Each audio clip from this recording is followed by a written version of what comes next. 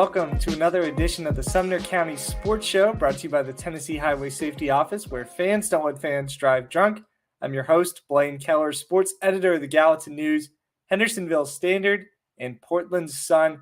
It's unbelievable. Next Monday kicks off the start of high school sports seasons again. We go through girls soccer, cross country, volleyball, and football, of course, being the big one.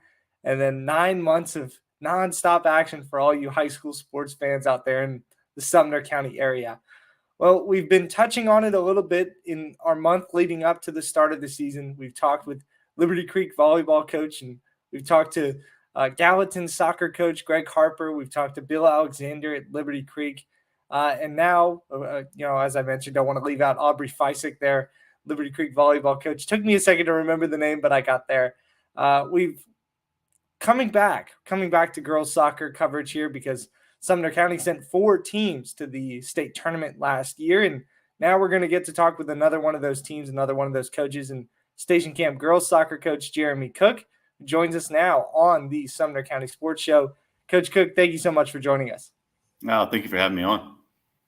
Yeah, you're deep into the preseason at this point, a couple of games before the start of the year, and I'm sure it's an exciting time, probably a little bit of an anxious time too, going through these preseason matches. Just to start off here, talk to us a little bit about what that process has been like and where this team is at this point of the year. We use this preseason time to kind of figure out who we are, right? We've changed up formations, players, everything, you name it. But I think we are, and we preach this all the time, using this preseason and trust me, the beginning of the season too, to kind of get our feet rolling by the time we get into district games. And I think for each day we are getting better right now, and the girls are seeing that too, and just having that patience to make sure that we understand that we're not going to be our best right now, but we're trying to get there. Coach Cook, we might have an issue with your audio here. I'm not sure if I can hear you. Can you hear us okay? Yes. Hold on. Let me turn it to our producer Justin Kulik here. Justin, any thoughts here? You can hear him? Great. Okay, well, we'll play a little game here. We'll just assume I'll go off of whatever you're saying here. And forgive me, I can't hear you. So we're gonna go through this interview a little blind on my end, like a one-way phone call. But your team looks different to this year compared to last year, I'm sure. You might have touched on it there. What are some of the major changes you feel like you've had from this year's team compared to last year? We lost some good senior leadership there too.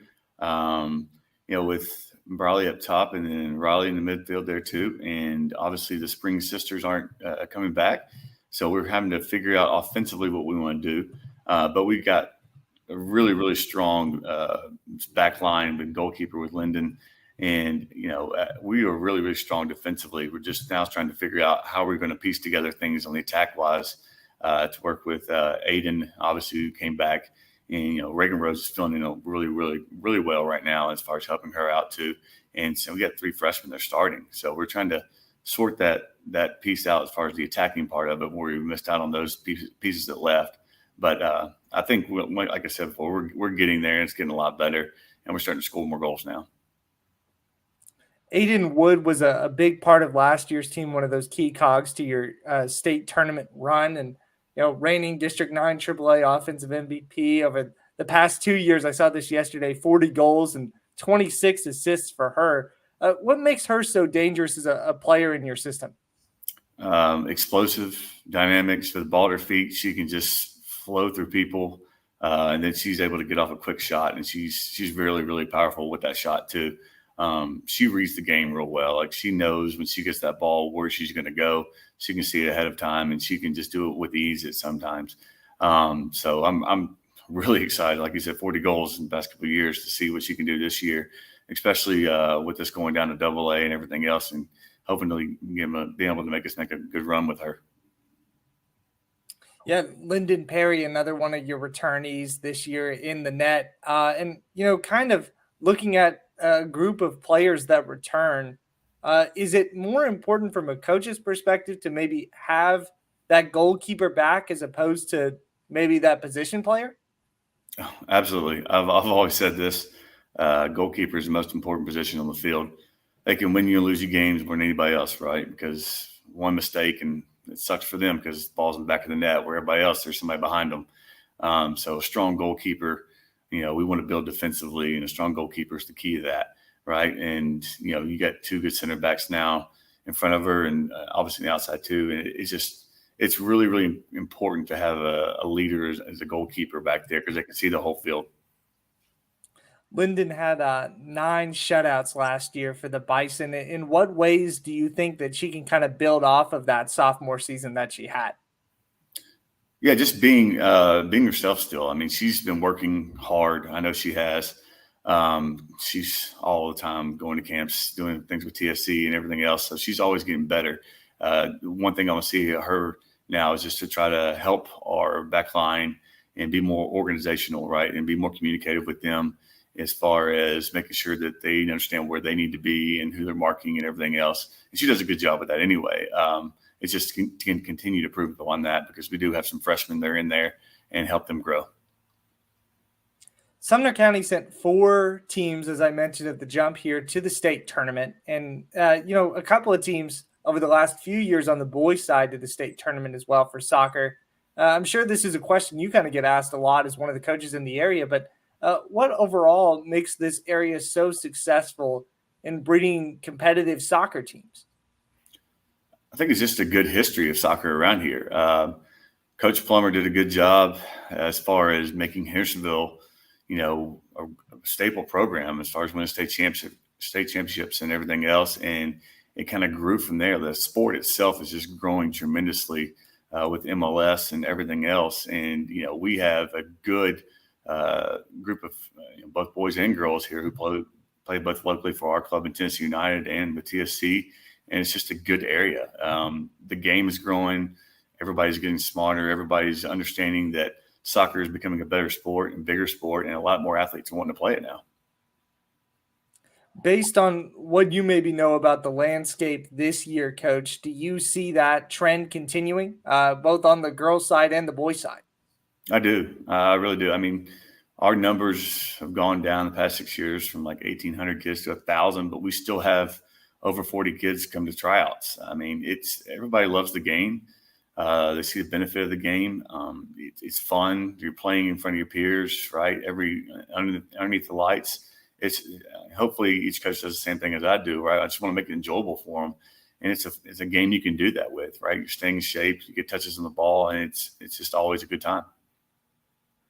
Yeah, and kind of being able to reach that pinnacle, reach that peak for both of those programs on the boys and girls side, reaching the state tournament. I was curious from your perspective what the different challenges present between those two, two different sports. One in the fall, one in the spring.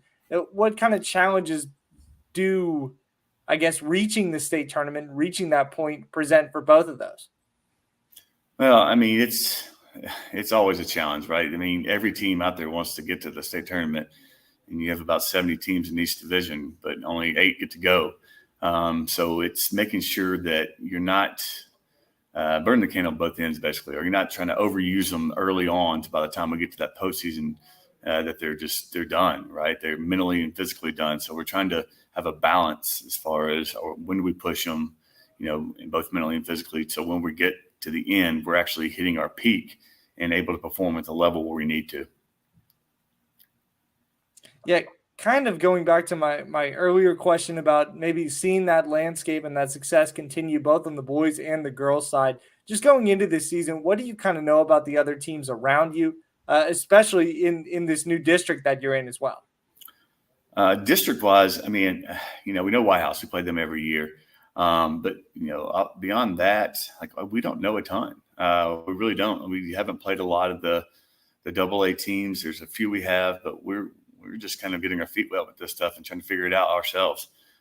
Basically, our region's metro still, but then our sectional game is no longer going down south to Wilco. We're Dixon and Jackson, so we're still trying to figure out all that. And I mean, we'll get it taken care of. It's not a big deal, but we just want to make sure that we're no matter who we play, we're prepared for it.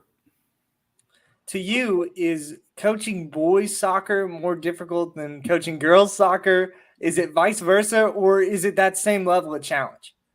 I get this question all the time. Well, usually the question is, which do I enjoy more? And I always get the same answer. They're just completely different. Girls, it's all about relationships and making sure that they trust you, each other, and everything else. Because if they don't have the trust in you, they're not going to listen to a word you say. Where boys just want to go out there and play. They don't care what you say. They just want to go play. And it's always a well, I want to be the best kind of thing. With the girls, we got to have a mixture of that where we make sure we're having fun too and keeping everybody together. So I do enjoy the girls side of it, where it's like it's like like your kids out there, and you want to make sure that they're having fun and everything else. And the boys side of it's awesome too, just because you can just sit back and just let them go because they just want to play. It doesn't really matter. So they're both different, but I enjoy both of them equally well. It's why I continue to do both of them. Yeah, and kind of looking at the area around you, I believe there's only three coaches, and two including yourself, or three including yourself, I should say, that uh, have the same boys and girls soccer coach. That's the case at Pope Prep, case at Gallatin with Coach Greg Harper. In your mind, and maybe in the conversations that you've had with them, is that just a matter of preference, or from the school, or do you feel like you have to actually have a bit, maybe a higher level, or want to maybe, don't want to, not saying anything against those that coach just girls or just boys, because obviously some people coach just girls basketball or just boys basketball, and it's a similar situation there because they're wildly different. Mm-hmm. But in your mind, what kind of needs to take place for somebody, for a coach, to be able to coach that girls and boys side over the course of a season? I'll say this: just talk to our families.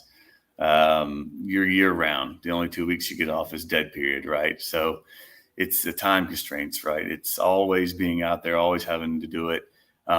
It's definitely not for the money. I promise you this: we don't do it for the money because it's not what everybody expects. We do it because we love it. And you have to have a good balance with your family too, because you have to, ask my wife. She says I'm married to the field because we always have to mow and take care of our own facilities. So outside of practice or games, we're up there maintaining fields or doing all this other stuff. And I tell her it's a joint relationship, right? I'm married to both of them. So, and she gets it. She played college basketball, so she kind of understands it.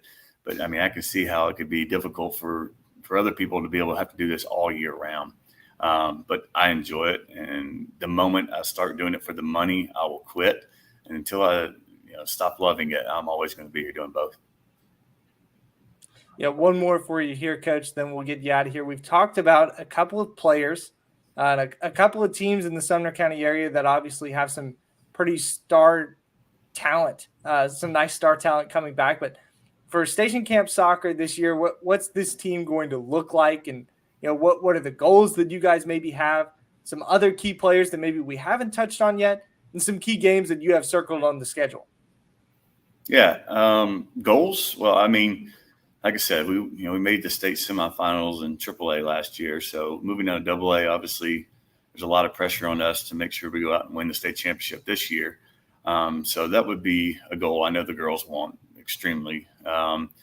Players, goodness, we got quite a few. Like I know Elle Laster, she was all-state defender last year, right in front of Lyndon as our center back. And then my stepdaughter Caitlin's supposed to be beside her, but she's got some knee issues, and we're hoping she may get back in a couple of weeks. But that's being very hopeful right now. But there's like I said, there's a few freshmen that are still stepping up too right now. They're actually playing really well, and they're starting for us. So I'm really curious to see how these players grow and they continue to get better. I don't know. It's going to be fun to watch. I'll just put it that way, because I always like to sit back and watch the growth of it. And obviously, you're always going to get some kind of bumps in the road. But if we can overcome those, we should be fine. Yeah, Coach, I hope I didn't cut you off throughout this entire interview, but I think for the first time in my career, I can say I have no clue what you said this entire time. I was trying to read lips, and I was just trying to get the timing down. So I hope in post, Justin can kind of fix this up and, I don't know, make me sound good, but I'm sure you sound great. Coach, thank you so much for your time. We look forward to catching up with you this season. Yeah, you did a good job, by the way, so you're good. So if you can read my lips. All right, well, that was Station Camp Coach Jeremy Cook. Like I said, what a bizarre time we live in where, these digital shows, technology strikes again. And, just a very funny moment to happen there. And, Justin's saying here that I killed it. And let's hope that I did. I hope I didn't leave out anything. I hope Coach Cook didn't say something too important that I just glossed over. But if I did, it's not on me. It was on technology, and that's the story I'm sticking with. But we're going to take a break here on the Sumner County Sports Show. When we come back, we'll give you our county-wide storylines and take one more break, then give you our closing thoughts. Stay tuned.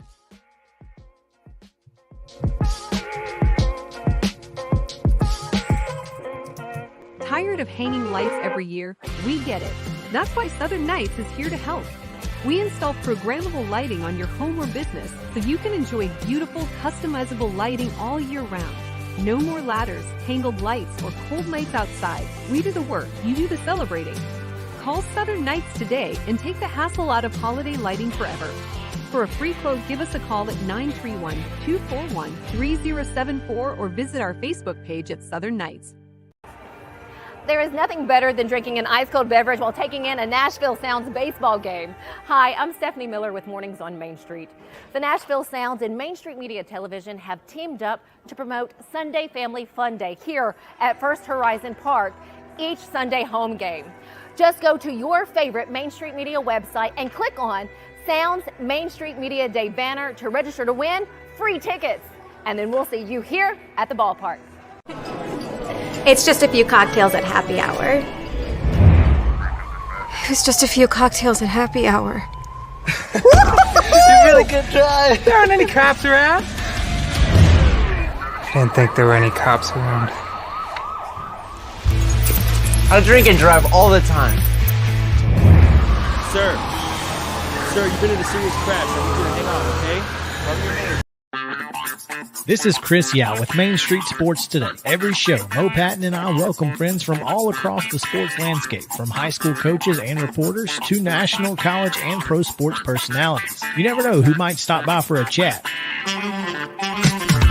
AP Tennessee Sports Editor, three-time Tennessee Sports Writer of the Year 2020 TSWA Hall of Famer. She covers the Titans, the Predators, the Grizzlies, college football, and hoops. Please make welcome Teresa Walker. Former University of Tennessee, former Team USA Olympian, ex-Cy Young Award winner, R.A. Dickey. R.A., did I miss anything? Man, that was sweet.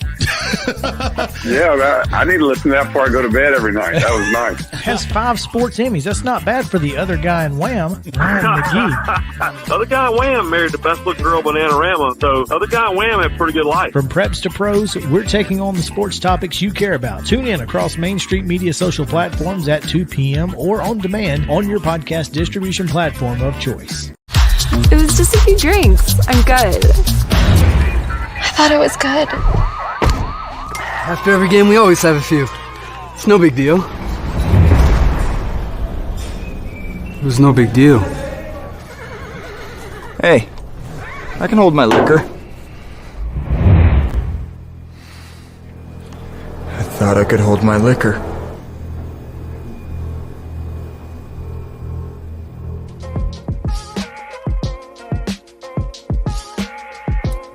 The Sumner County Sports Show is brought to you by the Tennessee Highway Safety Office, where fans don't let fans drive drunk. Blaine Keller here, thankful for Jeremy Cook and our producer Justin Kulik for managing through that last segment. And I'm happy to report my sound is now magically back. I believe the root of the issue was these little things. I like to run a little bit. So of course I like to listen to music when I run. And typically I charge these things after I do a run. But I did not do that yesterday. So I'm pretty sure what happened was in our green room before starting the show, I could hear Jeremy Cook fine. Then when the show started, I could hear nothing. So I'm pretty sure it just died right as the show was starting, which is just impeccable timing. But all of that to say, let's get into our Sumner County storylines now. A couple of football notes, but overall, we don't really have a ton happening this week before the start of the regular season for fall sports. We'll talk about Joseph Newgarden a little bit. We mentioned that last Monday was Joseph Newgarden Day in Tennessee, in the state, as proclaimed by Governor Bill Lee in a a few of his commissioners. Justin Newgarden was there to receive that recognition and, in preparation for the weekend's Music City Grand Prix. Newgarden finished 4th in the 3rd annual event this year, the street course that runs beside Nissan Stadium here in Nashville. It's his best placing at this event, but he didn't lead a lap and remains in 2nd in the IndyCar standing. So he's got a couple of points, a lot of points, I should say, to kind of clear up, and a lot of ground to cover to catch Alex Palou and maybe win his 3rd Indy Series title. Newgarden, of course, in case you didn't know, Hendersonville native and a one-time Pope Prep student. He won the Indy 500 as well this summer. So that's your nationwide or county-wide, statewide news happening here in Sumner County. Always something interesting happening with a graduate and somebody who came from the area. Now we're going to get into some local action. Our last week of football scrimmages, of course, now they're determined as jamborees. In my opinion, here's kind of a bit of closing thought from me here before we get into this last segment. I don't think it's fair to call it a jamboree if you're playing one team. East Robertson puts on a county-wide, and they'll have a couple of Sumner County foes in this year's jamboree that they hold. I believe 615 Preps, one of our co-workers, is involved in that. But that's a jamboree. To me, if you're just playing one team, it's a scrimmage. Maybe I'm the only guy with this gripe, but whenever I heard of some of these other, and of course, whenever I look at, my previous role in Robertson County, all the Robertson County teams were at the Robertson County Jamboree. So I never had this issue come up, but now I'm looking at kind of this schedule that we have coming up where Pope Prep is at Brentwood and Gallatin's facing Clarksville. Liberty Creek and Portland are playing in Beach and Dixon County. That's just a scrimmage to me. Maybe, again, I might be the only one with this gripe, but all of that to say, we'll have you covered for 5 of the county's 9 teams that are participating in jamborees and scrimmages this Friday. Here's who's playing where. As I mentioned, Gallatin is hosting Clarksville. Davidson Academy and Station Camp are the first up in that Robertson County Jamboree that I mentioned. Hendersonville and East Robertson follow later in the evening. I believe that's at 7:15. Pope Prep at Brentwood, as I said. Liberty Creek and Portland, that's where I'll be on Friday, catching a couple of the more localized and smaller Sumner County squads. Beach and Dixon County will be a good one. And Westmoreland versus Gordonsville, in case that sounds familiar or like you've heard that before, it's because you have. It was the same exact scrimmage for Westmoreland last week. They played Gordonsville twice, but this one is at the Smith County Jamboree. So if I'm not mistaken, that's a couple of teams, which would classify it, in my opinion, as a jamboree. And of course, after that, after the weekend and going into the start of this week, we've got our first week of Sumner County football games. First week of that on Friday, and on Saturday as well. Westmoreland's got Macon County on Saturday night, which is a bit of an interesting start. We've already typed up our pick'em column, and hopefully I have some correct picks. I don't think it was that tough. I think in Robertson County, I had a couple of dinks here and there in my rookie season, but I'm feeling like I've got the hang of it. I had a pretty solid record in Robertson County. I'm hoping I have a solid record here in Sumner, as to make everyone not think I'm full of you know what. But here are the rivalry games we have week 1 in Sumner County. Hendersonville and Gallatin's the big one. That's where I'll be. White House in Portland is always a crazy one. If you look at their last three of their last 4 meetings, it's combined 70 points or more in each of those games, which is very high scoring for high school football. And in 2021, there was a combined 95 points for a 55-40 win that White House pulled away from. Just to give you a little preview, I do have White House winning this year's iteration of it. But with it being the season opener, I think that just adds that much more intensity and probably creates an even crazier game. And in my opinion, this is one thing I'll also share. I feel like Station Camp and Beach, which is a week 1 game, should also be a rivalry because they're within the county, but it's not. From an outsider's perspective, I believe that should be a rivalry. And although I'll be at Hendersonville Gallatin, I think that's going to be a pretty exciting game too, to figure out who's going to be really good for for Beach after their 6A runner-up run, and watching Chris Bain take over a pretty experienced Station Camp team that's down in 4A now. So those are your Sumner County storylines. I know I threw in a couple of opinions in there too, and I hope that you guys agree with those. If you don't, let me know, and I'll be sure to make sure those counterpoints are voiced next week. But we're going to take one more break here. When we come back, we'll give you our closing thoughts. Stay tuned.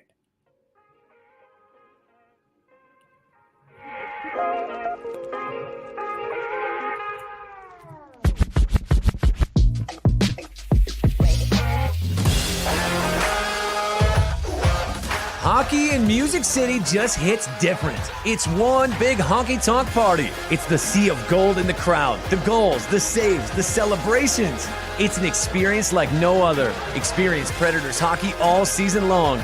Visit NashvillePredators.com/season tickets and join the Loyal Legion today. That's NashvillePredators.com/tickets, and we'll see you at Bridgestone Arena.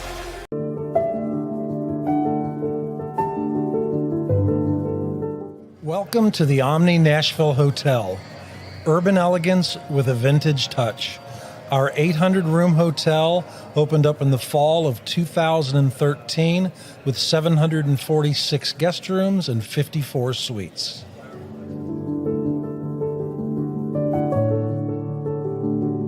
Y'all, I'm serious right now. They have a dragon here. I saw it. But no, they don't. There's no such thing as dragons. I swear, I saw it. It had huge claws. Get out of here. It had eyes as big as the moon. Come on, I'll show you. Wait up.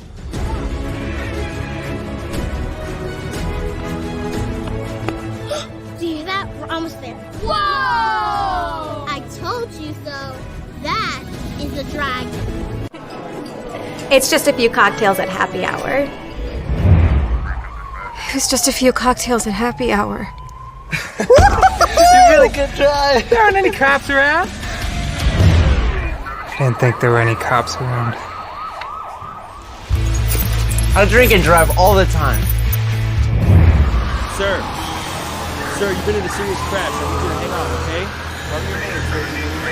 You are right? Tired of hanging lights every year? We get it. That's why Southern Nights is here to help. We install programmable lighting on your home or business so you can enjoy beautiful, customizable lighting all year round. No more ladders, tangled lights, or cold nights outside. We do the work, you do the celebrating. Call Southern Nights today and take the hassle out of holiday lighting forever. For a free quote, give us a call at 931-241-3074 or visit our Facebook page at Southern Nights. We're back on the Sumner County Sports Show, brought to you by the Tennessee Highway Safety Office. Thank you so much to Jeremy Cook, and I can't thank Justin Kulik enough for kind of charging us through this week's show. We're excited to have one more here of our Sumner County Sports Show format, and then moving forward into the fall, we've got a really fun idea, nice little coaches show that we're going to get to you weekly. I really hope that you guys, the viewers, really enjoy that. Got a great story, part of our closing thoughts here, about Linton Beck, a station camp runner, and putting the finishing touches on that, and his perseverance. Is a great story that was told, statewide, mid-statewide over the past few years, but excited to retell that story and hopefully add some new quirks to it that maybe weren't told before. And last thing here, there's a lot of fun fall sports games to catch this week. Look out for Beach and Liberty Creek girls soccer and Merrill Hyde girls soccer as they vie for a state championship three-peat. Gallatin and Station Camp volleyball play in a fun rivalry match, and there are a few more teams that are matching up this week, so be sure to be on the lookout for that. Stay tuned to the Hendersonville Standard, the Gallatin News, and the Portland Sun for all of your Sumner County sports needs. We'll see you back here next week. Thank you so much for watching.